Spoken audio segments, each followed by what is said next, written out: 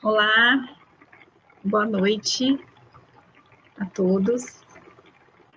Sejam bem-vindos mais uma vez, para quem está aqui mais de novo, né? Esperamos que estejam todos bem. Para quem está aqui pela primeira vez, também sejam bem-vindos. A Cooperativa Educacional de Vilhena, a COPEV, está promovendo uma série de lives com um convidado muito especial, que já eu apresento aqui a vocês, né? Ontem nós estivemos falando sobre a nova rotina que se impõe aos estudantes e como lidar melhor, né, com todos os sentimentos que acabam aflorando nesse contexto que nós estamos vivendo tão diferente, né? E ainda sem perder o foco, né, e saindo melhor de tudo isso. E hoje o nosso tema tem a ver com a realidade dos pais, mediação, né, na mediação dos estudos, a relação com a escola, né? E aí, é claro que a gente continua, né, na busca pelo melhor desenvolvimento dos filhos, né? E esse trabalho de parceria entre família e escola sempre foi um ponto indiscutível, né, pois é extremamente necessário. Durante o isolamento que estamos vivendo, né, esse encontro, ele tem necessitado se reinventar, na verdade, né, esse encontro família-escola. E a gente tem sentido, enquanto pais que somos também, né, e enquanto escola, que nesse processo todas as famílias têm passado diversas dificuldades para se reorganizarem, né, as rotinas, fora ainda a preocupação, né, com relação às angústias, os questionamentos, né, do processo de aprendizagem dos filhos, em qualquer etapa, né, quer seja educação infantil, fundamental 2, ensino médio, as etapas que estão lá no último ano de vida escolar, né, ou então nas fases de alfabetização. Então, são etapas que a gente entende, né, que são etapas muito importantes. Como que ficará tudo isso, né, e como que vai se rever qualquer prejuízo, né? Bom, por esses motivos, né, que a gente convidou o nosso querido psicólogo Guilherme Dávoli para dialogar conosco nessa noite. Ele, vou apresentá-lo aqui, além de psicoterapeuta, ele é professor de psicologia, consultor empresarial, educacional, autor de livros como Somos Mais Que um Simples Espetáculo e também colecionadores de histórias, dentre outros. Eu vou colocar ele aqui para vocês já o conhecerem. Olá, boa noite. Boa noite, Guilherme, seja bem-vindo. Obrigado mais uma vez por estar conosco, por ter aceito o nosso convite.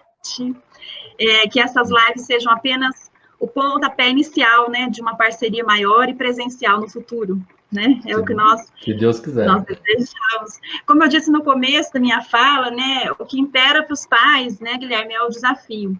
Mas a gente pode dizer, será que há belezas também, além de desafios, né?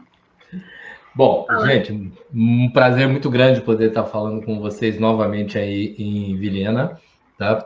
Ontem, na oportunidade que eu tive de estar conversando com os alunos do ensino médio, eu senti, numa série de questões que foram jogadas, uma preocupação muito com a ideia de futuro, e eu acredito que isso é compartilhado absolutamente por todos nós. Não pense que, por eu ser psicólogo, alguma coisa é diferente. A gente não tem nenhuma varinha de condão que nos facilite no trato com os nossos filhos, no trato com a perspectiva do futuro.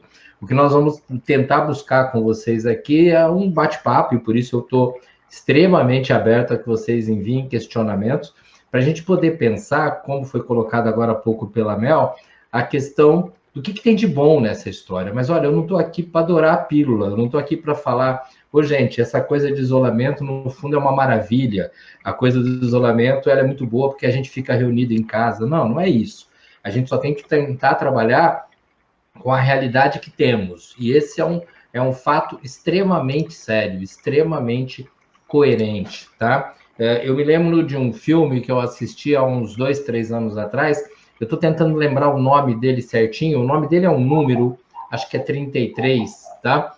Que são aqueles homens que trabalhavam em minas, ali no Chile ou no Peru, se não me engano, e de repente eles são soterrados, é uma história verídica, eles ficaram soterrados durante um período bastante grande, né? E durante todo esse período, eles tinham uma quantidade de comida, de água potável monstruosamente pequena, era muito pouca coisa, e a primeira reação de alguns era tentar garantir o alimento deles, até que eles pararam e tiveram uma atitude altamente equilibrada. Não, nós vamos ter que racionar nossa comida, nós vamos ter que racionar nossa água, até que mais tarde as máquinas lá de fora conseguem fazer perfurações e aí mandam oxigênio, água, alimentação, e depois de muito, muito tempo, muitas semanas, eles são salvos, e o mais interessante, absolutamente todos são salvos. Não é filme, o filme simplesmente retrata um fato, e um fato que ficou muito conhecido, tá? O que eu quero que a gente pense a respeito disso? De repente surgiu uma pandemia e nós estamos absolutamente à mercê das consequências. A coisa mais maluca dessa pandemia é o fato de que a gente desconhece completamente qual o poder e qual é o impacto desse determinado vírus dentro do organismo humano, qual é o impacto desse determinado vírus nos diferentes tipos de pessoas, porque ele afeta pessoas de forma muito diferente. Para alguns é algo muito leve e para outros tem sido extremamente fatal. Aqui na cidade que eu estou, ele é muito marcante. Hoje nós estamos entrando em lockdown, e isso foi decretado há poucas horas, tá? Então, nós estamos falando de um grande inimigo desconhecido. Eu queria que a gente imaginasse, para poder organizar a cabeça da família em si e, consequentemente, dos filhos, a situação de uma guerra. Imagina que você saísse na janela da tua casa e você olhasse para a rua e você visse alguém com uma arma escondido atrás de uma árvore ou atrás de um muro. Você, por mais medo que tivesse, por mais pânico, você falaria, olha, o perigo vem dali, o perigo vem daquele lugar. O mais complicado é tal coisa. Opa, eu estou ouvindo um barulho lá no fundo de casa. Opa, o perigo está vindo de lá. Eu conseguia ter uma localização. Não, nós estamos falando de inimigos invisíveis, né? E aí algumas piadas até estão rolando por aí, porque parece que o mundo está desabando. A gente está tendo isso. Nós tivemos uma mega nuvem de poeira que está, inclusive, atravessando um pedaço do Atlântico, uma coisa que é inesperada. Nós estamos falando dessa grande nuvem de gafanhotos que está passando pela Argentina e corria-se o risco de vir para o Brasil, acho que não corre mais. Tivemos 2 terremotos nesta semana, um deles de grandes proporções no México, e a gente fala, nossa, mas que loucura, tudo acontecendo. Mas, gente, presta atenção, sempre aconteceu.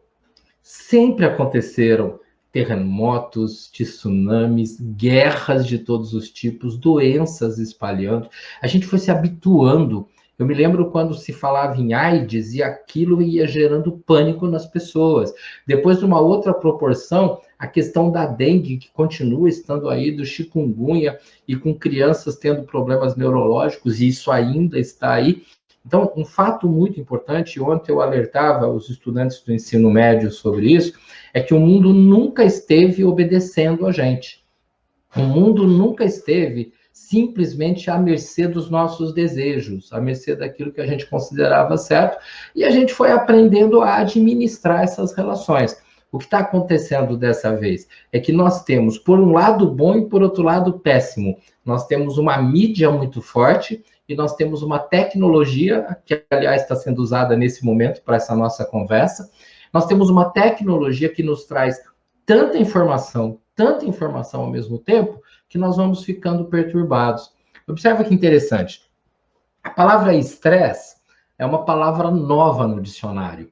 A palavra estresse, ela começa a ser falada nos Estados Unidos em 1958. Eu nasci em 1959, então ela tem praticamente a minha idade, um pouquinho mais. Da onde que veio a palavra estresse, que a gente erroneamente usa como sendo, eu estou estressado, eu estou nervoso, eu estou bravo, eu estou que não aguento mais. Não, estresse significa poluição de informação. Sabe de onde veio? No final da Segunda Grande Guerra Mundial, a tecnologia de radiocomunicação, ela avançou numa velocidade absurdamente fantástica, né? Quando acaba a Segunda Guerra, essa tecnologia vem especialmente para os Estados Unidos, e aí, aquela pessoa que morava numa cidade pequenininha, que moravam 500 pessoas, 600 pessoas, ele estava habituado a receber simplesmente as informações dali. Então, ele ouvia as músicas da cidade, as fofocas da cidade, as notícias da cidade. Ele conhecia todo mundo pelo nome. Quando ele precisava de um remédio e não tinha o remédio alopático, ele procurava nas plantas, nas ervas ali. Então, o mundo dele era aquela cidade, talvez alguns quilômetros a mais. Quando a tecnologia pós-Segunda Guerra chega, ela traz um rádio muito mais potente. Eu estou falando do rádio, aquele um que as pessoas antigamente tinham os grandões, né? Depois foi diminuindo de tamanho em casa. Ela começa a colocar torres de transmissão e por volta de 1958 as pessoas começam a receber notícias de 2.000 quilômetros, 3.000 quilômetros de distância. Eu me lembro quando eu era criança, eu devia ter lá meus 10 anos de idade, e meu avô, no açougue que ele tinha um radião que ele ouvia um programa que chamava A Hora do Brasil, que não tem nada a ver com essa Hora do Brasil que a gente conhece aqui, né? Que vinha da BBC de Londres. Quer dizer, lá em Londres, a BBC transmitia para vários países do mundo, então você recebia notícias da BBC. Meu avô, no interior do estado de São Paulo, recebendo notícias de Londres. Percebe? O mundo começou a mandar notícia demais. Gente, eu estou falando de 1958, 59.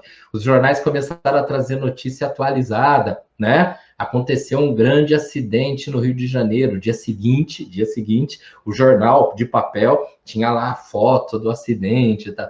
Bom, se isso já era estresse, quer dizer, além de eu estar preocupado com os meus problemas pessoais, com a minha saúde, com a educação dos meus filhos, que inclusive eram bastante, né? Estava preocupado com as questões da minha mãe, do meu pai, com a saúde da família, com as questões da cidade. Eu começava a me preocupar com notícias que vinham de São Paulo, da Bahia, notícias que vinham do Amazonas, de Portugal, da Alemanha. Eu começava a receber notícias do mundo, né? Só que eu estava acostumado a receber aquele pouquinho. Lembra do americano lá na cidade pequenininha, né? Existem relatos que dizem que após a Grande Guerra, a Segunda Guerra Mundial, quando as notícias começavam a chegar e os americanos ouviam falar, olha, parece que teve um bombardeio em Nova York, alguns chegavam a cavar buracos debaixo da casa para começar a ter até um lugar para se esconder quando aquela guerra chegasse. E era simplesmente um problema que houve lá em Nova York, longe, né? O medo. Então, estresse é quando eu tendo excesso de informação, pode ser boa e pode ser ruim, mas excesso de informação, eu perco o foco naquilo que interessa, eu perco o foco naquilo que realmente importa e que é possível ser administrado, e eu começo a me tornar dependente daquela distorção de informações. Bom, falei da década de 50, vamos entrando na de 60, só que nós estamos agora em 2020 e a gente sabe que a chuva de informação é absolutamente monstruosa. E a chuva de informação verdadeira e informação falsa, então, ela nos deixa perdido. E é nessa hora que essa situação de isolamento que estamos vivendo, ela começa a ter complicadores para nós pais e, consequentemente, para os nossos filhos nas mais diferentes idades. Uma função que eu acho que é importantíssima que a gente pense.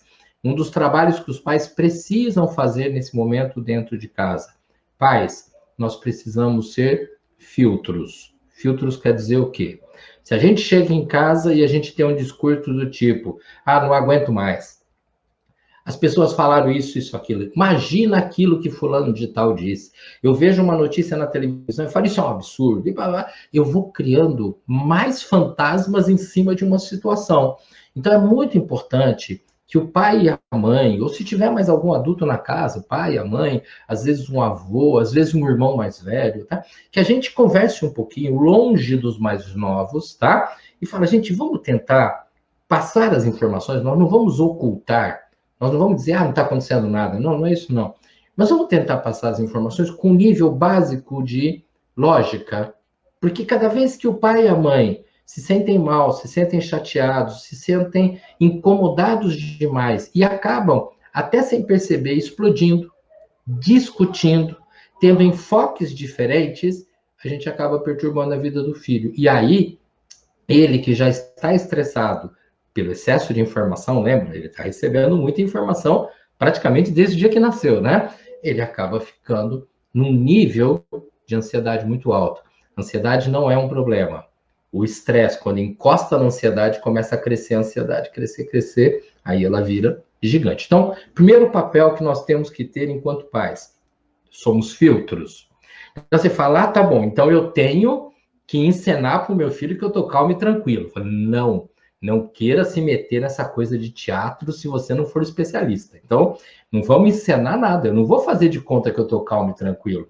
Eu preciso ser um filtro, só que para isso, antes, quando eu ouço uma notícia, eu preciso filtrar a notícia para mim mesmo. Né? Eu acabei de pegar o meu celular que está aqui do lado, abrir o Twitter, tem alguma coisa, a hora que eu vou ficar ansioso, para. Até que ponto isso aqui é verdade? Até que ponto será que estão exagerando? Quem foi que escreveu esse negócio? Né? Eu preciso fazer um filtro para mim, tudo bem? Porque aí eu consigo ser um filtro para os meus filhos. E quando a gente consegue, dentro de um determinado ambiente, o ambiente da família, depois a gente vai falar do ambiente da escola, tá? Mesmo nesse período virtual. Quando eu consigo filtrar as informações, eu começo a trabalhar com fatos e não trabalhar com distorção de imaginação. Eu converso com fatos. Olha, deu na TV que morreram tantas pessoas. Isso é um fato. Olha o que é uma distorção. Morreu tanta gente. Desse jeito é uma loucura. Aí o outro vira e fala assim, estão exagerando, não morreu não. A gente vai fazendo 400 mil discursos em cima. Aí aumenta o nível de ansiedade. Morreu. Opa, isso é um fato. Podemos falar mais sobre isso? Sim, desde que a gente não fuja do fato. Né? Opa, tem uma vacina chegando, agora vai resolver, não vejo a hora de acabar esse problema. Tem uma vacina? Que bom. Vamos ficar na expectativa de que dê tudo certo e que ela chegue o mais rápido possível para que a gente possa retomar algumas rotinas um pouco mais conhecidas. Então, item número 1, pais, nós precisamos ser filtros. Item número 2, acredito que nós tenhamos pais aí que estejam vendo a situação dos filhos estudando online com muita serenidade, com muita tranquilidade, mas acredito que nós temos um outro grupo de pais de igual tamanho ou até maior, extremamente preocupados com meu filho está perdendo isso, meu filho está perdendo aquilo, ele não está conseguindo acompanhar, e os conteúdos que faltam. Ontem eu conversava com o pessoal de ensino médio, mas muito especialmente com o pessoal do terceiro ano, né, que está se preparando para sair da escola, e eu falando, gente, para um pouco, não são vocês aí de Vilhena que estão perdendo algum conteúdo, até porque não é isso que está acontecendo. Nós temos um planeta que, do ponto de vista da educação, está tendo que reaprender as estruturas de ensino e está tendo que reorganizar os próprios conhecimentos, o que, consequentemente, fará com que os próprios vestibulares e o Enem, eles funcionem de uma outra maneira. Qual maneira? Nem eles sabem. Nem eles sabem. Eu tenho a oportunidade de conversar praticamente com todas as grandes editoras do Brasil. Eu trabalho para muitas editoras diferentes e todas elas têm o mesmo discurso.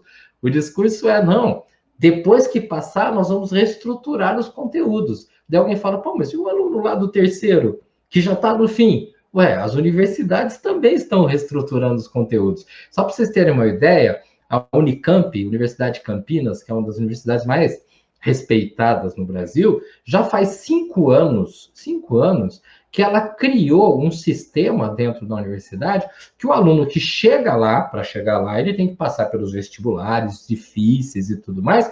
Ele chega, mas mesmo ele tendo passado pelos vestibulares, ele tem a possibilidade de estar tendo aulas como se fossem, não é esse o nome correto, tá? De recuperação de alguns conhecimentos anteriores. Por quê? Porque o aluno que vem da escola A vinha com conhecimento diferente da B, diferente da C, diferente da D, e um vinha de um lugar do Brasil, outro vinha de outro lugar, aliás, alguns vêm até de outros países. Então vamos reorganizar. O que está acontecendo é que haverá um tempo de reorganização, porque nós estamos falando de uma parada mundial, de uma parada que num primeiro momento parecia ser pequena, 2 semanas, 3 semanas, e a gente voltava para a escola, e aí recuperar 2, 3 semanas não é tão complicadinho, não, né? Você põe uma aulinha extra lá e vai. Não, nós estamos tendo uma grande parada.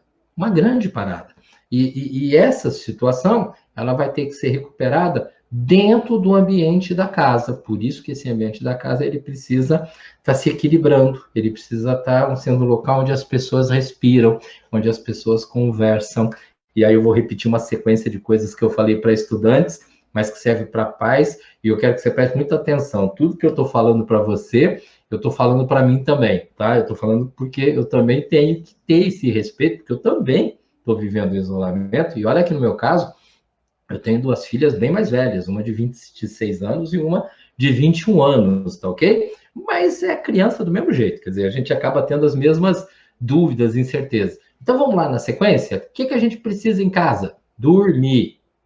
Se alimentar corretamente. A gente anda comendo muito e bebendo muito também, tá?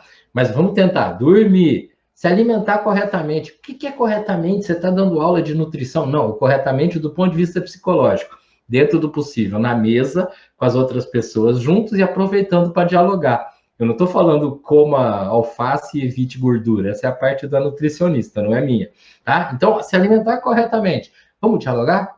Vamos aproveitar a mesa, não simplesmente para colocar coisa em cima e sair correndo, né? Eu sei que a gente está super atarefado, as pessoas trabalhando em home office estão muito sufocadas, tá? Mas nós precisamos ter um tempo para alimento adequado, sono adequado, horário de trabalho, horário de lazer, todos, especialmente horário de diálogo. Porque se há um remédio que tem solucionado muitos problemas psicológicos desde muito antes da pandemia, é a coisa chamada prosa, diálogo, conversa, troca de experiência, sabe? Eu sou fã de carteirinha dos índios canibais. Os índios canibais são fantásticos. A gente tem mania de falar índio canibal, você tá louco. Índio canibal mata gente, se alimenta de carne humana. Cara, eu aprendi isso nas aulas de filosofia, quando eu fazia faculdade, acho que lá em 1979, tá? O que eu aprendi? Cara, índio canibal não se alimenta de gente, e olha que louco, me passaram que na África do Sul tem duas tribos de canibais vegetarianos, quer dizer, eles nem se alimentam de carne. Você fala, como assim?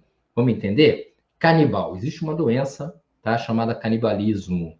O canibalismo é real, quem assistiu o filme Canibal, é mais ou menos aquilo, ali tem um certo, talvez, exagero do cinema, pessoas que matam outros, que chegam a congelar pedaços de carne em casa, se alimentam de seres humanos. Sim, mas isso é uma doença mental extremamente grave. Em grande parte das vezes, a pessoa que já fez isso uma vez tenderá a fazer novamente. Então, nós estamos falando de um quadro psiquiátrico sério, tá ok? Mas o índio canibal, não. O índio canibal, aliás, vamos usar a palavra certa, o índio antropófago, ele se alimenta de pequenos pedaços de alguém muito importante na vida dele. Então, ele se alimenta do quê? Morreu alguém que eu admiro muito. Eu vou lá e tiro um pedacinho, porque eu quero ser eu, o Guilherme, e o melhor que aquela pessoa tem. Morreu alguém que eu admiro pela coragem, pela inteligência, pela atitude. Eu me alimento das melhores pessoas à minha volta. Morreu um desconhecido, eu não me alimento. É desconhecido? Morreu alguém que eu não gosto, mas eu não vou me alimentar. Então, entenda, a atitude canibal, a atitude antropófaga é alimente-se das melhores pessoas à sua volta.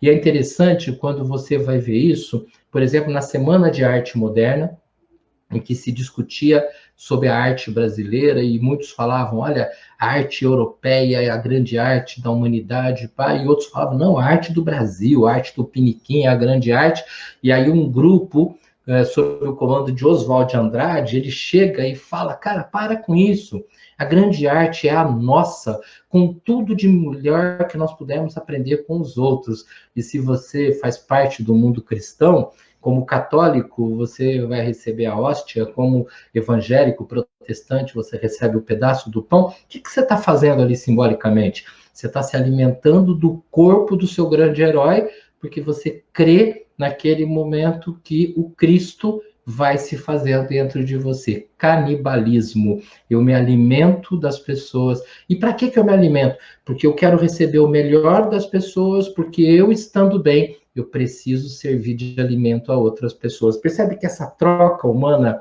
ela é absolutamente fundamental? E como é que a troca humana acontece, né? Já que nós não estamos falando de comer pedaços de carne humana, através da palavra. É como se você virasse e falasse, nossa, eu estou passando com um problema aqui com meu filho em casa. Se meu tio tivesse aqui, ele saberia o que fazer. Opa! Você conhece teu tio, você viveu com o teu tio, você aprendeu um monte de coisa com o teu tio, por que você não põe em prática? Ah, quanto tempo da minha avó eu conseguiria? Se fosse naquela época. Gente, se eu tive um tempo para viver com alguém, eu preciso pegar o que eu aprendi com essa pessoa. Aliás, eu vou mais longe. O que eu aprendi com pessoas, que é o especial, tá? Mas o que eu aprendi já com alguns filmes, o que eu aprendi com alguns livros, o que eu aprendo? E às vezes a gente, dentro de uma timidez e de uma insegurança, a gente aprende, aprende, aprende e tem medo de pôr em prática. Pais, nós estamos vivendo um período de isolamento, de mudança no padrão de vida, de mudança nas relações interpessoais, mas uma coisa não está proibida, que é dialogar. E olha que interessante, dialogar sentados na mesa de almoço, de jantar da nossa casa, mas dialogar com outras pessoas que nem estão presentes pela própria tela do computador, pela própria tela do celular, quer dizer, dialogar. Nunca teve tanta tecnologia nos favorecendo para esse diálogo a todo tempo. Eu me lembro de uma época que, para eu fazendo faculdade e queria falar com meu pai e com a minha mãe, a gente ia no Orelhão, que era perto da casa que a gente morava, pegava aquele monte de ficha, os pais mais novos aí não vão saber o que é isso, mas aquele monte de ficha metálica, né? E aquilo era uma fortuna, e para você falar, às vezes, 4, 5 minutinhos, e de preferência depois das 9 da noite, que a ligação era mais barata. Era caríssimo fazer uma ligação de poucos minutos para a tua família. Hoje, com o WhatsApp, para não falar dos outros aplicativos, eu converso com amigos meus que estão em Nova York, no Canadá, na Espanha, sabe? Eu converso com gente em qualquer lugar. É absolutamente gratuito isso. Então, dialogar. Só que nós, pais, pelo nosso medo, pela nossa insegurança, pela nossa necessidade de proteger, e muitos, inclusive, super proteger os filhos, a gente começou a tirar o filho e falou, olha, cuidado, hein? Conversa com aquele povo não, cuidado com aquela pessoa assim, cuidado com não sei o quê. E eles foram se isolando. E aí, o que acontece? Eles foram se isolando por medo e a gente foi oferecendo tecnologia. Fantástica! Só que quem não sabe usar a tecnologia acaba se aprisionando atrás da tela. E é muito doido, né? Quando você pega um aparelho que nem esse, um celular, e ó, eu sou fã de carteirinha, tanto que ele está do meu lado aqui o tempo todo. Mas a hora que eu olho aqui para a tela e eu começo a conversar com isso, ou a jogar aqui, ou assistir aqui, eu começo a achar que eu sou Deus. Porque aqui eu mando. Aqui eu troco a música, aqui eu troco o vídeo, aqui eu troco a pessoa, aqui eu me sinto poderoso porque eu tenho a sensação que eu tenho controle sobre tudo. E esse controle, na verdade, não existe, né? Eu acho que eu controlo o mundo porque o mundo me aceita. Só que o mundo, na verdade, não, ele não me obedece. De vez em quando coincide aquilo que eu desejo com aquilo que está acontecendo. De vez em quando as coisas se equilibram, tá? Então vamos retomar para a gente não se perder, e aí eu gostaria de começar a ouvir algumas perguntas de vocês. Em primeiro lugar, pais, nós estamos vivendo um momento diferente. Não é o pior momento da nossa vida, 2020 não é um ano que se perdeu, nós estamos vivendo um momento completamente diferente, totalmente impensado. Eu sempre gostei de filme de ficção. Nos filmes de ficção eu vi extraterrestres invadindo o planeta, eu vi grandes prédios americanos sendo destruídos N vezes por guerras, por bombas, um monte de coisa. Eu não me lembro de um filme em que acontecia uma pandemia nessas condições no planeta inteiro, um inimigo praticamente invisível, gerando pânico e conflitos, até conflitos econômicos e políticos para todos os lados. Ninguém estava preparado, nenhuma escola estava preparada, e nesse momento eu aproveito para mandar meu grande abraço aos professores, porque eu sinto que os professores têm se esforçado muito acima do esperado. Eu me lembro de conversando com algumas professoras ali no comecinho do isolamento, e elas só falavam, eu não sei, eu não sou capaz, eu não sei mexer com tecnologia, eu não vou conseguir, e 2, 3 semanas depois falando, nossa, eu consegui preparar isso, preparar aquilo, e aí eles vão superando. E a gente tem que ir se superando em casa, e se a gente fizer isso junto com a escola, a gente vai conseguir um padrão de relação muito, muito melhor. Porque também na relação família e escola, que é um tema que há muitos anos eu venho abordando, é fundamental eu dar uma olhadinha no canto que eu conheço o lado A do meu filho e a escola conhece o lado B. Eu conheço meu filho naquela condição mais interna, aquela condição mais própria, e a escola conhece meu filho numa condição mais coletiva. Olha que engraçado, né? Eu cresci num tempo em que, além da gente ter muitos irmãos, né? Eu, na minha família não somos 5, tá ok? Fora os irmãos, tinha um monte de primo, tinha um monte de vizinho, todo mundo ia para a rua, todo mundo para casa de todo mundo. O coletivo acontecia toda hora, em todo lugar.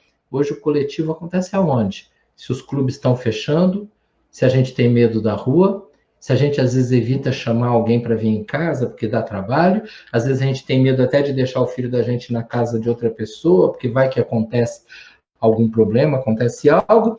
Você observou já que a escola talvez seja, se não o único, um dos únicos lugares onde crianças de 7 anos encontram com outros de 7, onde os de 11 encontram com os outros de 11, e aí eles aprendem a negociar relações.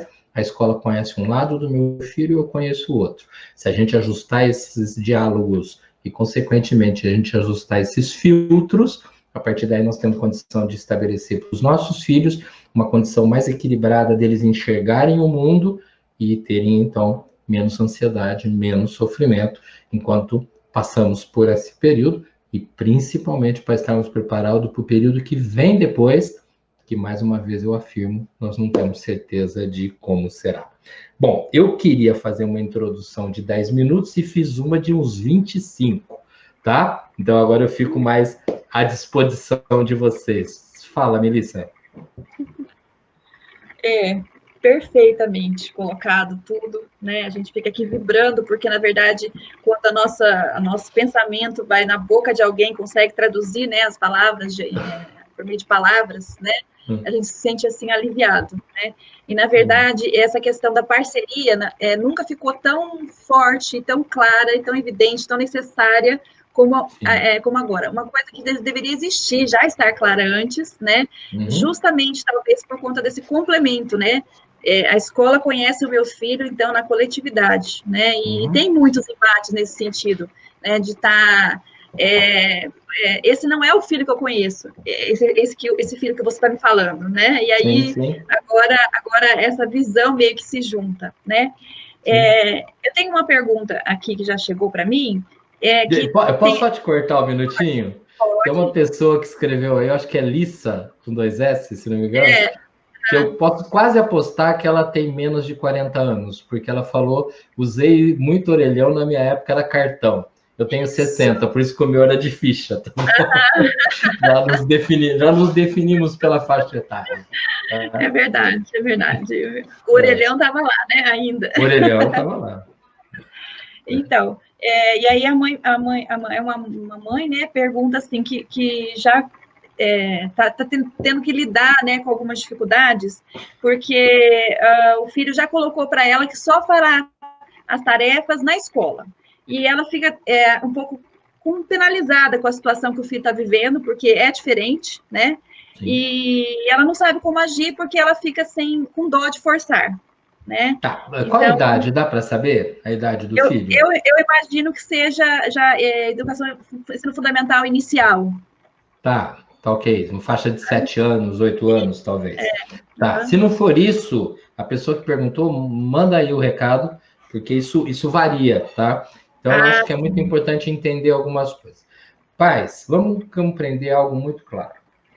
Quando a gente estabelece determinadas regras, rotinas, né? A palavra regra, a palavra disciplina, são palavras que todo mundo arrepia, porque parece que está ligado a castigo. Mas, na verdade, quando eu falo de regras e rotinas, eu não estou falando de castigo. Eu gosto muito da palavra disciplina, quando a gente pega o cerne dela. Disciplina não quer dizer ser obediente.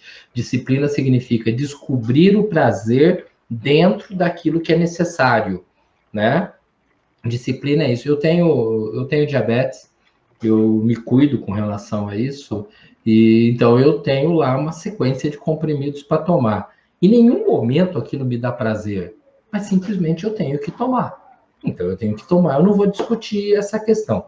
É meio parecido, né? Mas meu filho precisa, ele não quer fazer atividade agora, porque na cabeça dele, essa atividade ele tem que fazer lá no prédio da escola, naquele lugar. Gente, quem define isso não é a escola, não é a família. Quem define isso é a vida. a vida em si. A vida fala pra gente, olha, você precisa se alimentar, porque senão você vai ficar mal e falar, mas não quero comer nada, não. Cara, mas você precisa se alimentar. Porque se você não se alimentar, um dia, 2 dias, 3 dias, sua saúde vai desabar. Então eu tenho que me alimentar, às vezes, até sem vontade, né? Ah, mas eu vou forçar meu filho a comer alguma coisa? Não, você não vai forçar teu filho, você simplesmente vai mostrar para ele que aquilo é algo para o bem dele. Mas sabe, eu não estou criticando a pessoa que perguntou, até porque essa é uma dúvida extremamente comum, né? A gente fica muito consternado porque a gente fala, ah, nos tempos atuais, a gente nem tem tanto tempo para ficar com o filho. E olha que eu vou ficar, eu fico parecendo um carrasco que manda dar ordem. Já basta a minha época, quando eu era criança, adolescente, que tomava um monte de ordem e tinha que obedecer. Gente, as regras, elas servem para que a gente aprenda a viver mais confortável, lembra? Disciplina é viver feliz com aquilo que é necessário, né? Que eu aprenda a viver da forma mais confortável possível diante da vida. Vem crescendo, mas numa proporção absurdamente alta, o número de grandes estudantes que, quando entram na faculdade, passado 1, 2 meses, eles abandonam e vêm embora. Por quê? Porque eles não sabem viver lá na faculdade, porque eles não aprenderam a viver com gente que não obedece eles. Eles querem que as coisas sejam no tempo deles, na hora deles, da forma como eles querem. Já você fala, ah, não, mas quando meu filho tiver 16, 17, ele aprende. Não aprende. Não aprende, porque eu tenho encontrado pessoas de 20, 21, 23, 30, que simplesmente não admite que o mundo não obedeça aquilo que ele quer. Eu tenho encontrado pessoas, inclusive já formadas em universidade, que não param em instituições, e pessoas competentes, do ponto de vista técnico, competentes, mas que não conseguem parar porque ele quer que a empresa o obedeça, que a empresa o respeite. Quando na realidade, não, eu que vou me adequar ao mundo. Lógico, dentro de um tempo, eu vou pedir que o mundo também se adapte às minhas necessidades. Mas não adianta eu simplesmente imaginar que o mundo vai se adaptar. Então, mãe, esse momento que nós estamos vivendo, ele pode ser demorado, sim. O que nós precisamos é descobrir alguns prazeres. Uma das formas, por isso que eu perguntei a faixa de idade, é que às vezes eu preciso pegar as minhas atribuições, eu não sei se você está em casa trabalhando no sistema home office, ou se você sai para trabalhar, ou se você não trabalha e está cuidando da casa, eu não sei o estilo de vida. Mas às vezes é interessante eu pegar alguma coisa que eu tenha para fazer, eu tenho que estudar também, ou eu tenho que trabalhar também, ou eu quero ler alguma coisa e eu vou sentar ali do lado do filho e falar, filho, eu também preciso fazer. Não é você que tem que fazer, nós precisamos fazer. Ó, teu irmão mais velho está tendo que fazer. Aquele teu amiguinho está fazendo. Aliás, essa é uma dica legal para os pais, principalmente de alunos do Fundamental 1 e até de um pedaço do infantil, né? A hora que você sente que o filho está um pouco desanimado, pega lá teu celular, entra em contato com uma outra família. Às vezes a gente fica usando o WhatsApp só para conversar, mãe com mãe, pai com pai e tudo mais. Não, não. A gente conversa lá com a mãe, olha, põe teu filho aí. Quem sabe o teu filho dá uma corda, né? Ele puxa o meu filho aqui. Porque essa é uma coisa que a escola tem de muito interessante. Lembra que eu falei? Lá eles congregam, né? Lá eles se organizam e as coisas andam. O professor Celso Vasconcelos, um grande amigo meu de São Paulo, ele faz uma parafrase, né, em cima de um texto do... Deu um branco na minha cabeça, Paulo Freire, né? E ele fala assim, ninguém disciplina ninguém. Ninguém se disciplina sozinho. As pessoas se disciplinam em comunhão. O que ele está falando? Não é porque eu dei uma ordem e o outro obedece. Não é porque eu viro para mim e falo assim, eu vou fazer regime, né? Eu não sei se é o caso aí, mas aí, quantas vezes você conhece gente que fala, não, a partir da semana que vem eu vou fazer regime, eu coloquei uma disciplina, paguei até o exame no médico e não emagrece. Por quê? Porque não dá, né? Vou começar a caminhar amanhã e de repente não começa, né? Então vamos, volta na frase. Ninguém disciplina ninguém. Antigamente era. O pai falava, você faz isso, você vai ver. E a gente fazia. Porque, do contrário, podia apanhar, ser castigado, coisas pesadas, tá ok? Hoje, às vezes, a gente vira, aliás, se tiver alguma mãe ou pai que pensa assim, segura as pontas aí, porque é meio generalizado. A gente fala, filho, você vai ver. Aí o filho não faz. E o pior é que ele não vê. Por quê? Porque a gente não falou para ele o que ele ia ver. A gente só ameaça porque parece que a gente quer repetir o discurso da nossa avó, né? Só que a nossa avó pegava e dava o castigo. E a gente não vai dar o castigo, porque é um outro momento. Então, nunca fala para o teu filho, olha, a hora que teu pai chegar, você vai ver. Ou a hora que acontecer, você vai ver. Olha, a última vez que eu te falo, na próxima, e ele fica esperando. Cara, já faz um ano que a minha mãe fala, você vai ver. Você vai ver e eu não vejo, né? Então, vamos ser mais claros, vamos caminhar junto, não vamos ficar em ameaça. Eu não quero transformar o estudo em terror. O que acontece na escola? A escola cria comunhão, a comunhão. Eles juntos, um puxa o outro. Eles juntos se alimentam. Lembra dos canibais? Eles juntos têm condição de se apoiar. Óbvio que existem situações isoladas que o professor tem que interferir de outra maneira, mas o que é importante é que há essa comunhão. Por isso que fica muito o conceito de que aqui em casa a gente descansa e faz outras coisas. Na escola a gente estuda. Só que agora a escola fisicamente é em casa, né? Então, de repente, trazer um amiguinho ali pelo WhatsApp, ou pelo Zoom, ou pelo Skype, e bater papo, e o amiguinho poder falar, olha, eu estou fazendo isso, você já fez também, tá? A gente começa a ver que aquilo é um pouco mais natural. Então, eu não estou falando, exija que teu filho faça. Estou falando, vamos criar outros subterfúgios. A nossa aproximação, o prazer de estar trabalhando, o prazer de estar estudando. Você sabe que nós, adultos, nós temos um defeito monstruoso. A gente tem mania de achar que trabalho é escravidão. Então a gente chega e fala, sai do serviço e fala, graças a Deus acabou aquela porcaria.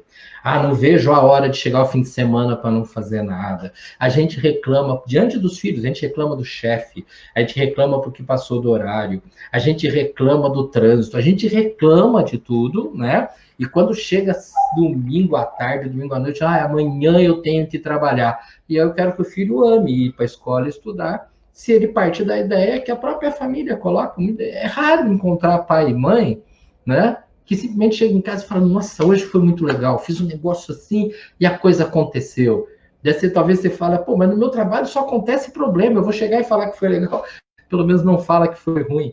Até porque vão lembrar uma coisa, o computador que ele está usando, o celular que ele está usando, a TV que ele tem na casa, a comida legal que ele vai ter, é tudo consequência daquele trabalho. É tudo consequência daquilo. Como é que eu posso reclamar daquilo? E se está ruim, nós vamos buscar outras alternativas. Então, estudar, trabalhar é absolutamente a mesma coisa, com uma pequena diferença. Estudar exige mais atenção do que trabalhar, pelo menos na maioria das profissões, ok? E eles precisam cuidar muito disso, porque os primeiros anos, muito especialmente de 0 a 6, mas também com muita importância, quando a gente estica até 11, 12 anos, são os anos onde eu quebro as minhas amarras e aonde eu tenho um maior desenvolvimento neurológico do ponto de vista da cognição, da aprendizagem. Então, rotina, lembra, não é castigo. Rotina tem que ser vista como prazer, e a parceria, o comungar da oportunidade é que me facilita dentro do quadro da disciplina. E isso não brota do nada, né? É algo que tem que ser continuado, né? Não é contínuo. Né? É contínuo, descobrir o prazer dentro daquilo que é necessário, né? Então, sim. É algo que a gente ensina aos filhos e, às vezes, tem que ensinar a si mesmo, né? Enquanto adultos. Né? Sim, e há um dado bem interessante, né? E volto a falar, não estou querendo falar que a pandemia, o isolamento é o paraíso, não, pelo amor de Deus, não é isso não, tá? Mas é uma oportunidade da gente desenvolver diálogos que nós não tínhamos até recentemente, não para sobreviver aqui no exílio, mas desenvolver diálogos para que, saindo do chamado exílio, as famílias voltem a dialogar melhor, porque nós estávamos ficando absolutamente solitários e hoje reclamamos da solidão. Perfeito. E a gente ouve alguns relatos, né? E a gente, enquanto mãe, sente isso, que antes a gente passava pelos filhos, né? Momentos rápidos, pontuais, e, de certa forma, entregava essa mediação na mão de terceiros, que são de segurança e tudo mais. Mas a gente estava preocupado com relação a isso. E agora a gente não só passa, a gente está permanecendo nesse acompanhamento que gera uma carga diferenciada, né?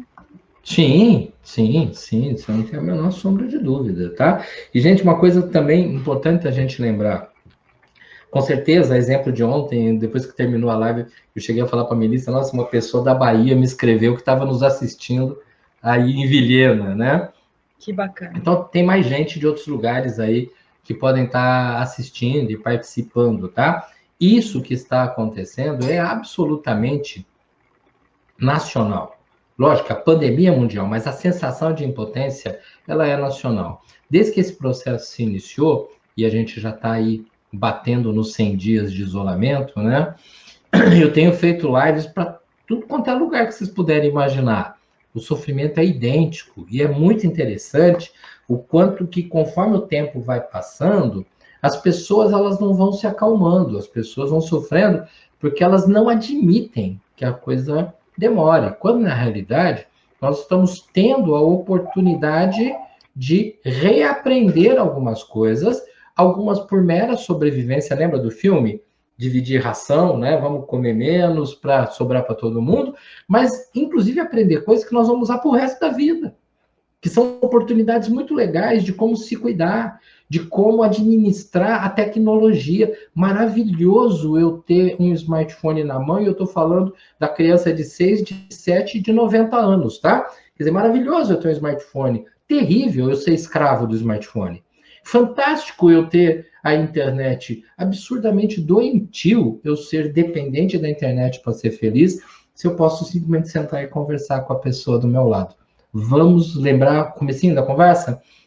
A palavra-chave que eu coloquei para vocês é: temos que ser filtros. Primeiro, para filtrar as coisas para a gente mesmo, consequentemente, para filtrar para as pessoas que nós amamos. Isso mesmo. Tem uma pergunta aqui, que eu acredito que seja uma carência por algo mais prático, assim, no sentido de como posso ajudar meu filho a organizar a rotina de estudo dele. Provavelmente está mais perto, né, dentro do lar, assim, aí, porque... Olha, vamos entender uma coisa. De novo, se for possível saber mais ou menos a faixa etária, não que a resposta não vá servir para todo mundo, tá? Porque há algumas pequenas mudanças. Gente, vamos entender uma coisa. Para você poder ter foco, né? Quando eu falo em estudar, é você voltar ao foco e cuidar de uma determinada coisa. O passo número 1 do foco é o desfoco. Quer dizer, eu preciso parar de olhar o resto para conseguir olhar para uma coisa só. Imagina você dirigindo o teu carro numa estrada e, ao mesmo tempo, querendo olhar a paisagem de todos os lados, né? E aí vai chegar uma hora que você vai dar uma bobeira e vai acabar invadindo a pista, indo para o acostamento, alguma coisa. Então, por mais que a paisagem seja linda nessa estrada, eu preciso parar de pensar na estrada. Se a pessoa que está do meu lado falar, nossa, olha que bonito aquilo, sabe? Eu falar, tá legal, peraí, deixa eu dar uma paradinha, eu dou uma olhada, ou eu dou uma olhada rapidinho. Então, nossos filhos precisam aprender a desfocar. Aí alguns pais vão falar assim, mas meu filho tem foco. Ele pega o videogame e ele não desgruda. Gente, o videogame, ele até pela própria essência do estilo do jogo, ele te obriga a ser prisioneiro da tela.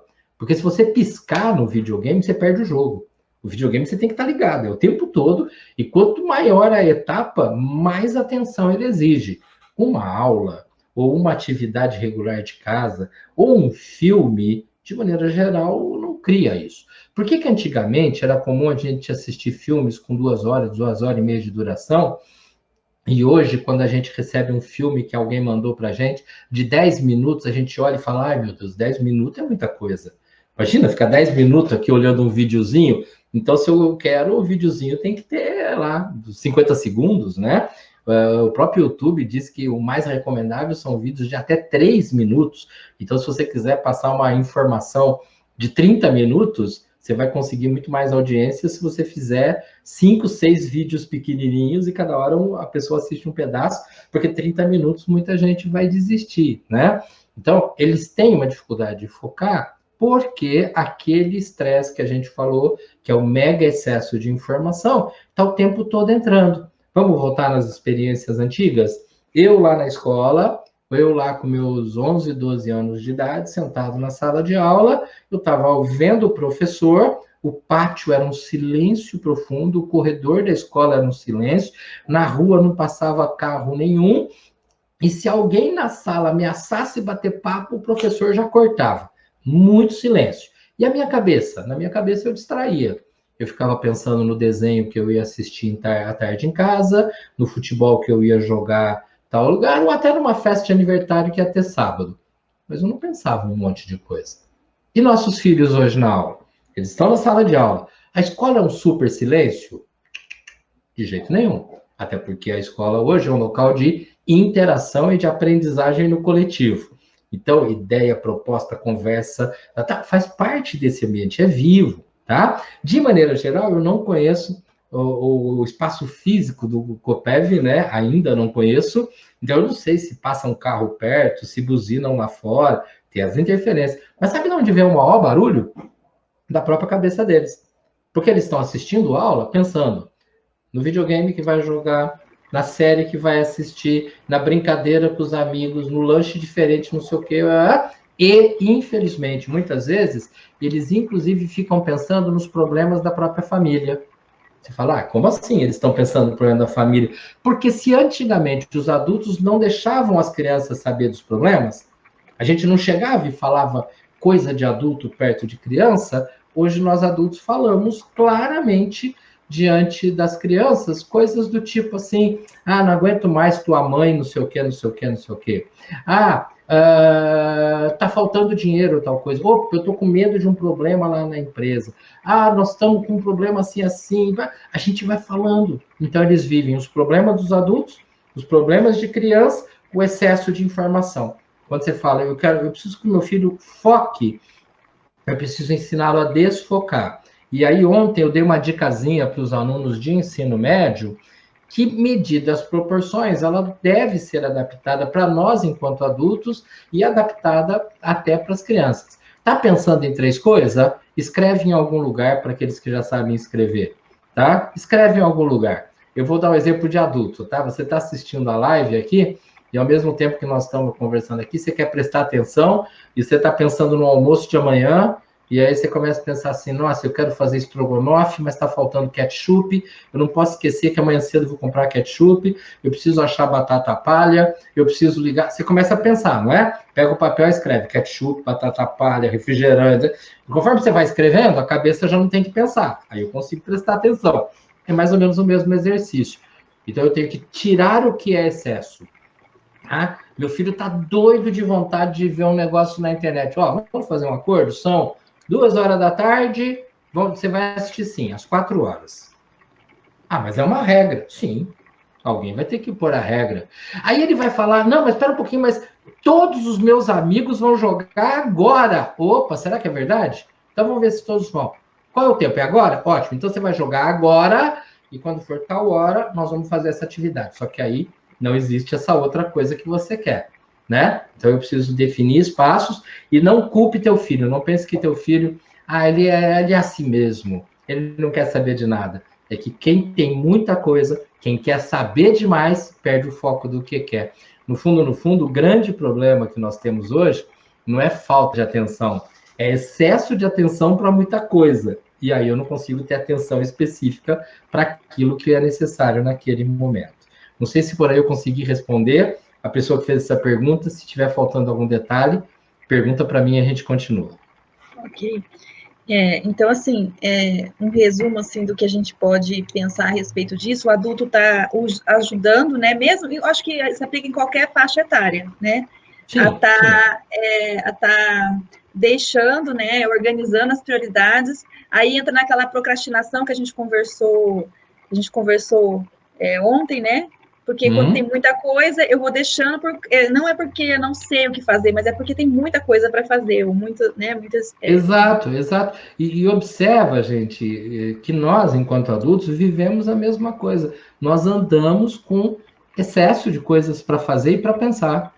Né? Então, esquecendo um pouco nossos filhos, esquecendo um pouco a questão da escola, tá? Nós andamos pensando num milhão de coisas, né? Eu tô estruturando um curso que eu vou estar lançando para professores, não para essa semana, para a próxima. E hoje pela manhã eu estava num dia muito tranquilo, eu falei, olha, deixa eu tomar um café, pai, vou sentar, porque em 30 minutinhos eu termino aqui um trecho do curso que eu estou montando. 30 minutinhos levou quase 3 horas. Por quê? Porque eu estava aqui, aí eu lembrava de uma coisa, eu ia lá, chegou uma hora que eu falei, desliga tudo, não é porque é um sábado e que eu posso me dar o direito de fazer mais coisas, que eu vou desfocar de uma coisa que eu decidi que é importante. Olha que doido, eu não consegui obedecer a minha própria orientação, a minha própria necessidade. Ninguém mandou eu fazer o curso. Aliás, Sim. A minha própria esposa falou, não, larga aí, depois você vê isso com o tempo, vai. Não, mas eu queria. Então, eu querendo, eu perco o controle. Por quê? Porque é uma poluição de informação. A hora que eu falei, para tudo, põe aqui no canto, agora vai. Acho que eu não levei 15 minutos, eu acabei tudo que eu tinha que ter feito. Já podia ter feito muito antes, e aí está mais livre. Nossos filhos, eles são vítimas de um mundo em que o nosso medo os distanciou de diálogo, de um mundo em que, coincidentemente, a internet, que é absolutamente maravilhosa, passou a ser usada, mas mal usada, e é fácil de entender, a tecnologia que nós estamos usando é muito nova. Nós não aprendemos. Eu acredito que as crianças que estão começando a nascer, essas vão saber administrar muito melhor, porque elas já vão pegar todo esse processo caminhando. Os nossos filhos, eles meio que nasceram e foram sendo embolados, né, no meio desse excesso de informação. Aí eu volto a falar, acho que é a terceira ou quarta vez, da história dos filtros que a gente tem que pensar toda hora. Essencial. Eu deixei esse comentário aqui à mostra, porque, na verdade, essa sensação recorrente, né, da dificuldade, da necessidade de persistir e de continuar tentando de alguma forma, na verdade. Exato, olha, é Versi, né, que ele chama. Isso. Versi, uma coisa que é muito interessante, nós estamos vivendo uma situação literalmente de cobaias, né? Nós estamos experimentando um laboratório, um mundo que era absolutamente desconhecido. Então, a nossa margem de erro, e aí eu falo de pais, falo até dos próprios filhos, falo de professores, e eu não sei no que você trabalha, mas eu tenho sentido essa sensação de cobaia com advogados, com médicos, com profissionais liberais de várias áreas, tá? É muito difícil, porque nós estamos tendo que nos adaptar a uma situação extremamente diferente no espaço de tempo muito curto. Então, criar esse procedimento, eu parar com aquilo que eu estou fazendo e falar, não, peraí, deixa eu cuidar disso aqui para resolver um problema, é muito difícil, sim. Não pense que o fato de, por exemplo, eu trabalhar com a questão do ser humano há tanto tempo, que isso torna tudo mais fácil. Para ser muito honesto, é fácil falar, mas você percebeu agora há pouco que eu falei que até na minha vida eu tenho que dosar esse tipo de coisa? Então é exercício contínuo, por isso eu volto a falar da necessidade da comunhão. Comunhão no sentido de conversando com outros, andando com outros, trocando experiências, e um alimentando o outro e o outro servindo de alimento para cada um, é que a gente vai conseguir sair dessa condição de cobaia de laboratório para o equilíbrio maior das nossas relações sociais. Existe uma expressão antiga que eu acho genial, eu cheguei a escrever um texto há uns anos atrás sobre ela, que fala que a ignorância é uma bênção, né? O que é ignorância é uma bênção? Aquela pessoa extremamente desinformada, ela sofre absurdamente menos. Aquela pessoa que tem muito pouca coisa para pensar, mas que hoje em dia é cada vez mais difícil, porque as informações estão se espalhando para todo lado, né? Aquela pessoa que ela vive um mundinho dela ali, ela está em paz. Por quê? Porque ele pensa as coisas daquele mundo. Eu tive uma oportunidade, há muito tempo atrás, isso tem mais de 30 anos, de ir para uma fazenda no interior do Mato Grosso do Sul, na cidade de Jardim, perto ali de Bonito, né? E quando eu cheguei naquela fazenda, eu conheci um funcionário da fazenda, já bem senhor de idade, né? Que ele tinha nascido na fazenda, na época ele devia ter seus 70 anos, a vida dele era a fazenda, e ele praticamente nunca saía de lá. Ele conhecia tudo daquilo, né? Então ele sabia qual era a planta para curar o machucado do cavalo, ele sabia a melhor coisa para resolver o problema do filho, ele tinha um horáriozinho da madrugada que ele acordava e saía para trabalhar, ele chegava no fim do dia, ele tinha a cachaçinha dele, depois ele já ia tocar o violão dele, depois ele já ia dormir cedo, e aquilo era o mundo dele. Outros assuntos não interessavam. Você fala, nossa, que vida simples. Sim, uma vida extremamente coerente que nós não seremos capazes de ter, porque nós já somos, no bom sentido da palavra, infectados por um excesso de informação. Então, nós temos que, dentro de uma experiência de laboratório, reorganizar a nossa estrutura pessoal e, consequentemente, poder facilitar dos nossos filhos, junto com a escola. Junto, parceria, né? Sim. Tem uma última pergunta, na verdade é um comentário de uma mãe, perguntando se aquele quadro, né, que você disse a respeito de muitas informações, tal, que tem um distúrbio, né, do cérebro acelerado, né? Sim, é o distúrbio do pensamento acelerado, né? E ele existe, mas eu gostaria de destacar alguma coisa. Na realidade, o que está acontecendo nesse momento? Em razão de você ter um pensamento acelerado, mas observe, a questão não é que o pensamento é acelerado. Eu vou usar uma outra palavra, não que essa esteja errada. A questão é que o pensamento está poluído. E lembra, poluição, nesse caso, não é um excesso de coisa ruim. Então, não é um excesso de notícia ruim.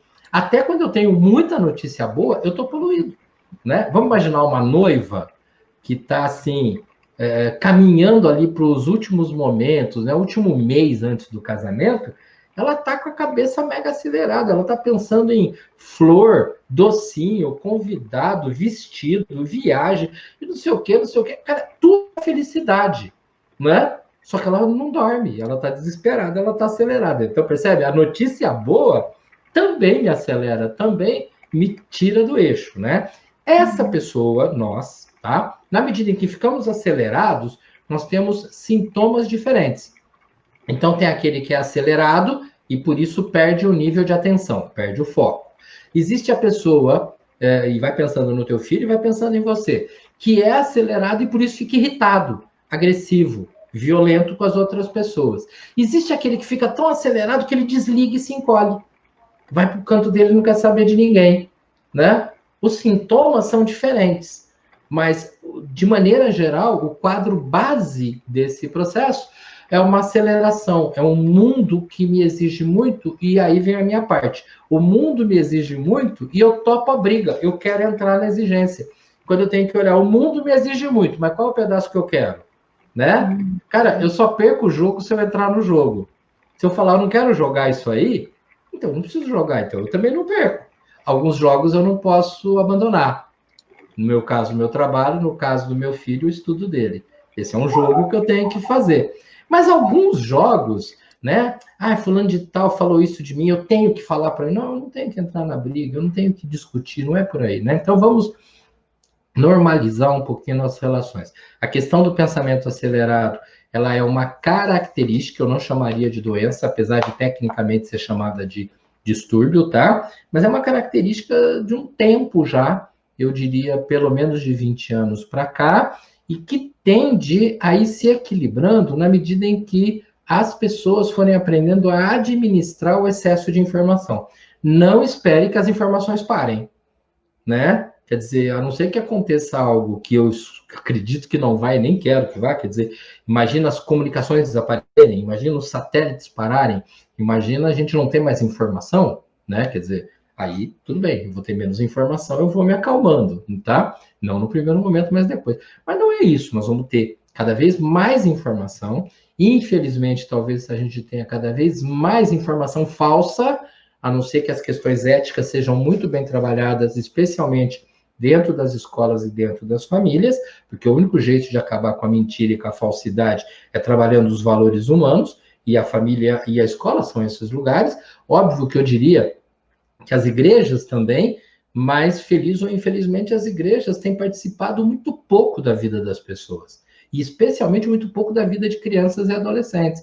Então, a questão está muito na mão da família, muito na mão da escola, e aí, eticamente, a gente vai conseguir minimizar o impacto dessas coisas que, por excesso, acabam acelerando o nosso pensamento. Bom, nós vamos, então, já para os finalmente. Já deu uma hora que nós estamos aqui? Já deu uma hora que nós estamos aqui. Passa rápido, hein? Falou. Muito bom.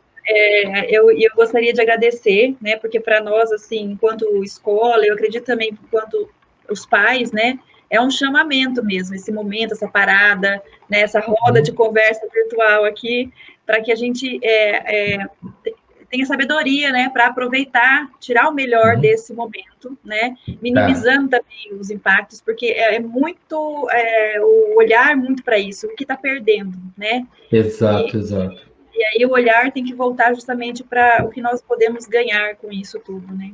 Eu gostaria de usar uma expressão de um grande, grande amigo meu, o professor Hélio Barbosa, de São Paulo, né? Ele fala sobre ter paciência, né?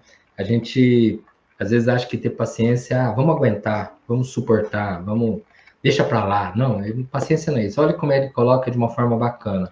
Você só vive em paz se você tiver ciência, né? O que é ciência? Conhecimento, reflexão, organização, conteúdo. Eu só vivo em paz com a Melissa, sabe? Ela brigou comigo, discutiu, mas eu só vou viver em paz se eu a conhecer o suficiente para entender. Não, ela brigou porque hoje ela está nervosa, porque ela está preocupada com um problema assim, assim. Aí ela briga comigo e eu sou capaz de não sofrer. E eu sou capaz de não sofrer porque eu sei de onde veio. Eu sei o que é isso, eu consigo entender. Então, você quer viver em paz com o teu filho? Vamos imaginar que você tem 3 filhos? Vamos entender quem é o filho 1, quem é o filho 2, quem é o filho 3. Às vezes a gente, como pai, fala assim, eu não entendo. Com essa filha aqui a gente conversa, essa outra não tem nem condição de conversar. Nós somos absolutamente opostos, não, bem. Nós vamos ter que compreender. E um outro perigo, frase também complexa, quando o pai ou a mãe vira e fala, meu filho não me entende. Nós somos os adultos. Nós é que vamos ter que buscar essa compreensão, e não é buscar a compreensão de por que ele é assim. Porque nossos filhos, eles não são influenciados, como há muitas décadas atrás, filhos eram mega influenciados pela figura de pai, mãe, vó. Não, eles são influenciados por youtubers, são influenciados por diversos personagens de filmes, de internet, são influenciados por redes sociais, são influenciados por 1 milhão de coisas. Pai e mãe tá lá? Lógico. A história da família tá lá? Às vezes, porque às vezes a criança ou adolescente não sabe nem a história da família. Sabe que o vô é isso, a avó é aquilo, mas não sabe de onde veio, quais são os valores. Então, nós precisamos trazer isso um pouquinho mais para perto e tentar entender a linguagem de cada um deles. Então, lembra, ter paciência, né? Quando você vira e fala, Deus me dê paciência para esse momento. Deus me dê conhecimento para compreender as pessoas, porque aí eu consigo viver em paz.